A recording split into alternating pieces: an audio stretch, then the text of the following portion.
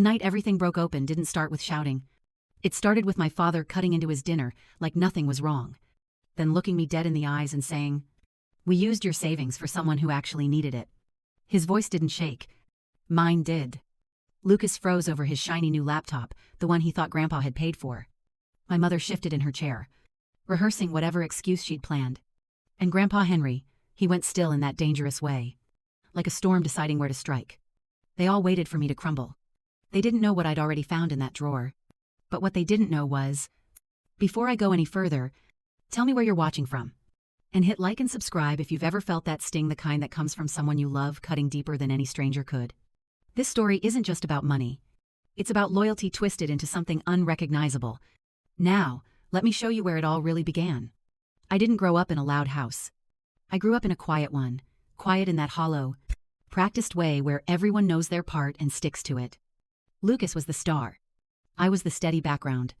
And once you're cast in a role like that, it takes years to realize you're even acting. My earliest memory of that imbalance sits in a corner of my mind like a photograph that's never faded. I was 10. A cold autumn birthday. The kind where the air feels thin and the sky hangs low. Like the sun didn't bother to show up for you. A cake leaned to one side on the table, its frosting smudged from being carried too far in someone's lap. But the real spotlight was on the huge box Mom slid toward Lucas. It wasn't his birthday. It didn't matter. He tore the wrapping with the enthusiasm of a kid who never feared disappointment. A brand new bike gleamed under the paper, red. Loud. Perfect. Mom clapped. Dad beamed. And then, almost as an afterthought, someone nudged a small gift bag toward me. Inside was a bundle of notebooks and a pack of pens. "You're our practical girl," Mom said with a softness that somehow stung. "Things like these suit you better." I didn't argue. I didn't cry. I didn't even frown. I just folded the moment into myself the way kids do when they think it's normal. But some part of me knew even then that the scales had been set. Years later, beneath the harsh lights of my middle school gym, I learned the lesson again. I'd won a writing award, a small one. Nothing flashy. I stood at the front, small trophy in hand, looking for my parents. They arrived late, Lucas trotting beside them like he owned the place.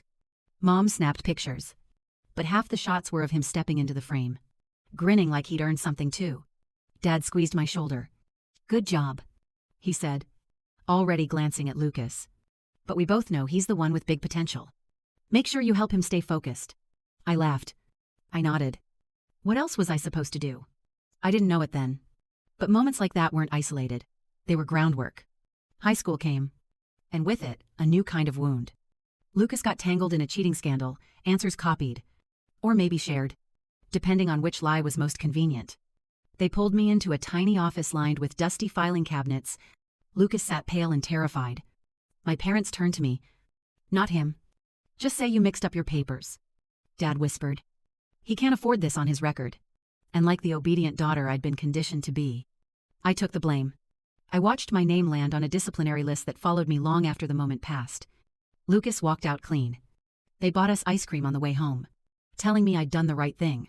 I wondered, even then, why doing the right thing always felt like losing.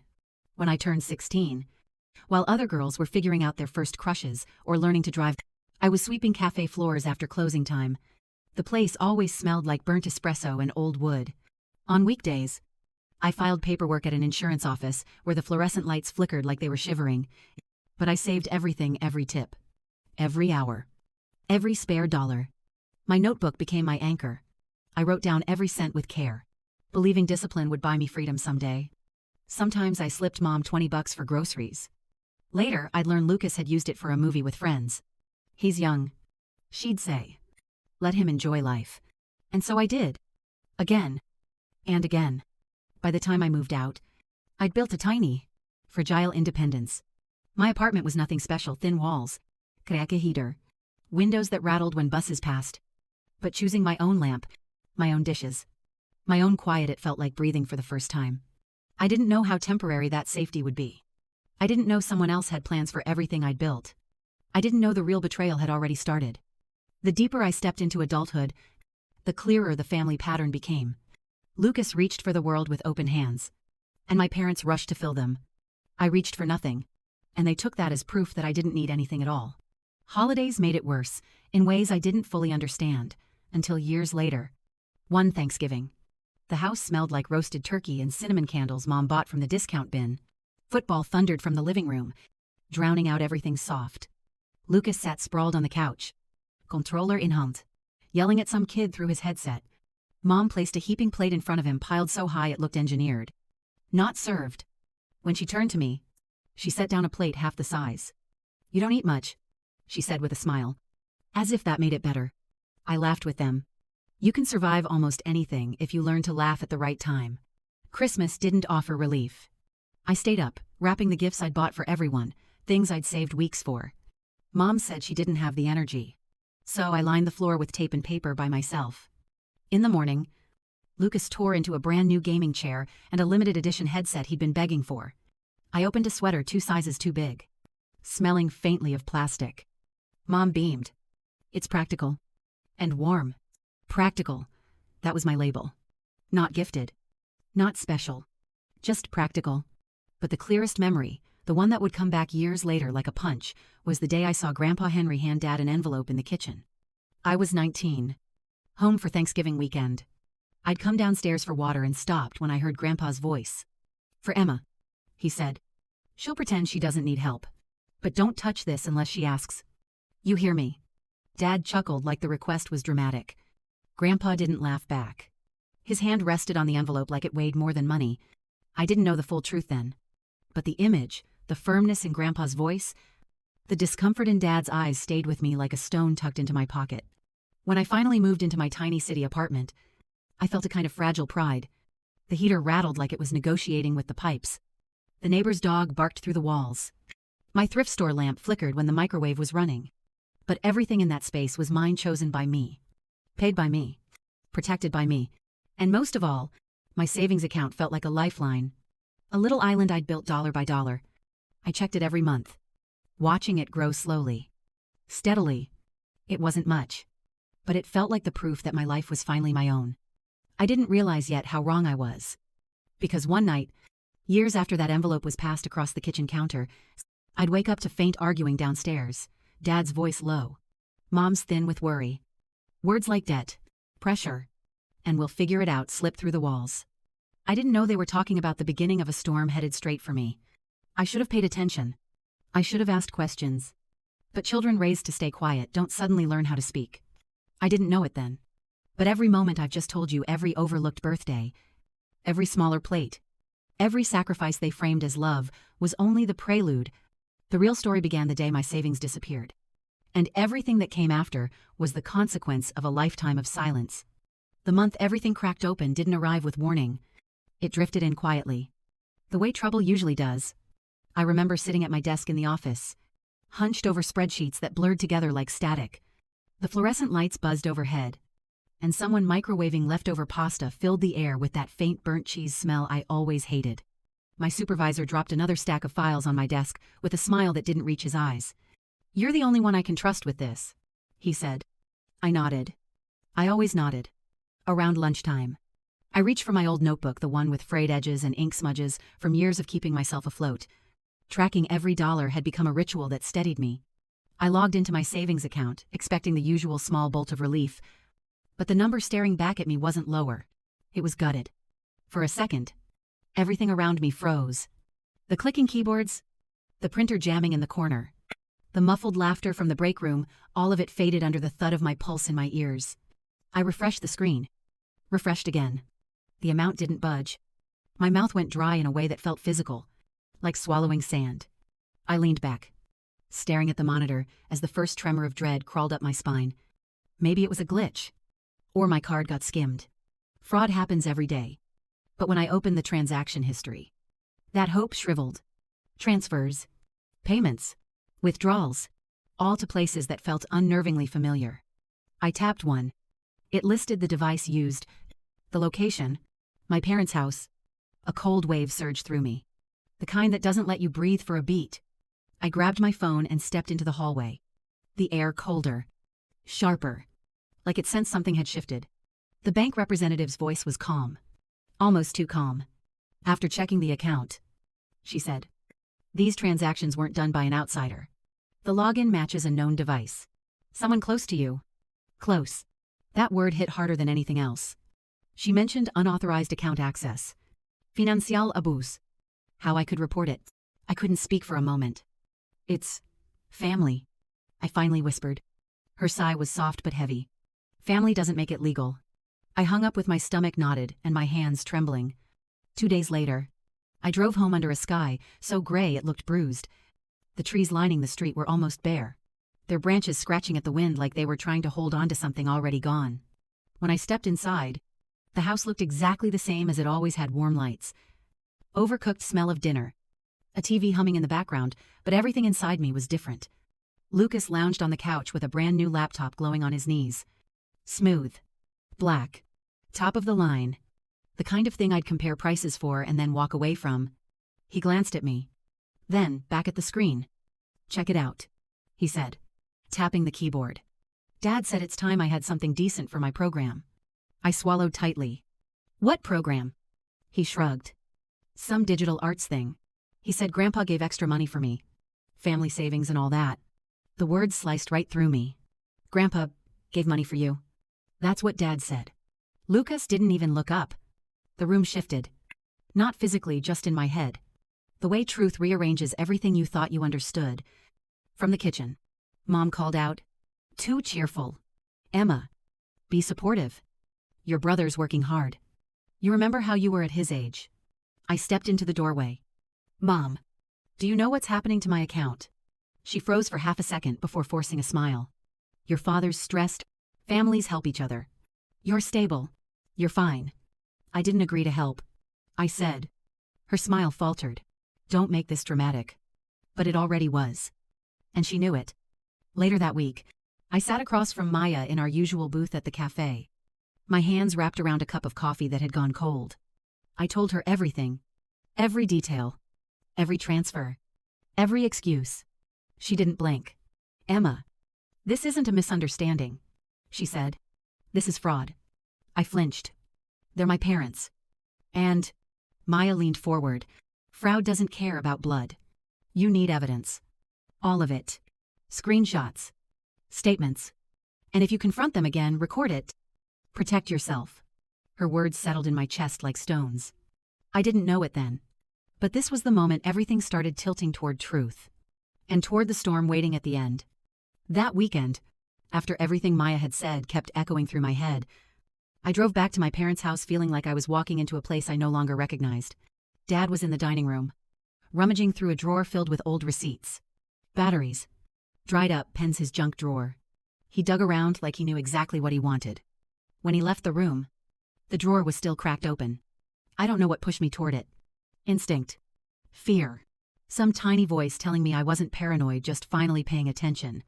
I pulled the drawer fully open. And there it was. A manila folder with my name written neatly on the tab. Like a file at an office. Inside, papers sat stacked in a perfect, chilling order. A loan application. Terms and rates. Scanned documents. My name typed across the top. A signature that wasn't mine at the bottom, just close enough to pass. I held the edge of the page and felt my heartbeat thudding like it wanted out of my chest. They hadn't just taken my savings. They were preparing to take everything that could come after it too. The sound of footsteps snapped me back. I closed the drawer silently and stepped away just as Dad returned with a screwdriver in hand. Humming like nothing in the world was wrong. The normalcy of him made the betrayal sharper. That night, I drove to Grandpa Henry's house because I didn't trust myself to breathe without unraveling. His porch light clicked on automatically, casting a warm glow on the small cracks in the concrete. When he opened the door, one look at my face, and he knew. "What did he do?" Henry asked. I spread the folder out on his coffee table, his living room smelling like pine cleaner and old books. The same way it always did. He didn't rush. He didn't interrupt. He read every page, his eyes sharpening with each line. "This transfer," he finally said, tapping one with his finger. "This was the week I gave Mark your security fund." My stomach twisted. "Security fund. For you?" Henry said. "For emergencies. For your future." I told him it wasn't to be touched. The room went quiet. Heavy. Dense. Like the truth itself had weight. "He used it on Lucas," I whispered. "And on himself?" Henry said, voice tightening. And he lied to both of us. I felt something inside me slip a thread, snapping after years of being pulled too tight. He's treating you like a backup plan, Henry continued. Because he thinks you won't push back. He thinks you'll carry the consequences. You always have. I didn't answer. Because he was right. Emma, he said, leaning forward. You don't need to confront him alone. Bring everything. And this time, let him face what he's done. I nodded, though my throat felt too tight to speak. The next morning, while I was getting ready for work, my phone buzzed with a text from Mom. Family dinner on Sunday. Your grandfather will be here. Don't be late. The timing was too clean. Too deliberate. They wanted to present that perfect Parker image again, the kind with matching napkins and forced laughter just in time to bury the truth underneath it. But not this time. Sunday came with a sky heavy enough to sag. I parked in their driveway, gripping my bag so tightly my knuckles hurt. Inside, the house looked staged for an audience, candles lit. Dishes arranged with precision. Everyone moving like actors hitting their marks. Lucas hovered near the wall. Restless. Mom fidgeted with silverware that didn't need adjusting. Dad stood with his arms crossed, face smooth and unreadable. And at the table's end, Grandpa Henry sat like a judge waiting for court to begin. I took my seat, the folder resting like a stone in my bag. My phone, already recording, was tucked inside my coat pocket. The small talk was suffocating. Dad bragged about Lucas's classes. Mom chimed in with sugary comments about family unity. Lucas stared at his plate, jaw ticking. Henry watched all of us, like he was waiting for the moment the mask cracked. It didn't take long. Emma, Dad said finally, voice calm. I hope you can understand why we made the choices we did.